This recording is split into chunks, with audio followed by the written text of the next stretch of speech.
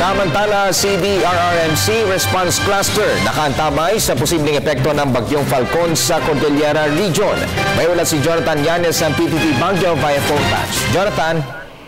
Yes, Rob, sinusubaybayan ngayon ng Response Cluster Team ng Cordillera Disaster Risk Reduction and Management Council sa kanilang command center ang tinatahak ng bagyong Falcon at ang posibleng epekto nito sa 6 na lalawigan at 2 lungsod sa rehiyon.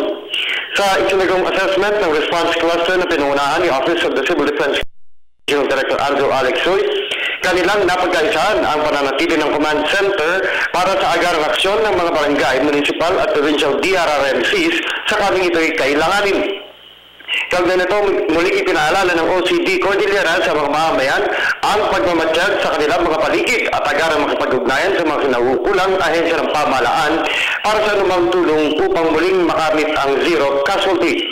Samantala, iniulat naman ni Department of Social Welfare and Development Cordillera Director Janet Mas na nakantabay ang kanilang tanggapan upang mamahagi ng tulong sa mga mamamayang masasalanta buwan ng epekto ng Hinggiw sa sitwasyon ng mga lansangan, nananatiling nakapreposition pa rin ang kagamitan ng Department of Public Works and Highways Cordillera sa iba't ibang pangunahing lansangan sa rehiyon na siyang mangunguna sa pagtatanggal ng mga debris mula sa mga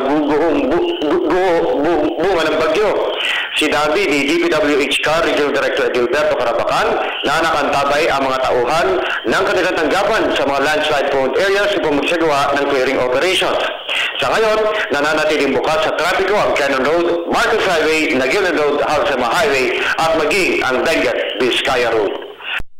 Ng Baguio para sa Television ng Bayan, Jonathan Yanes.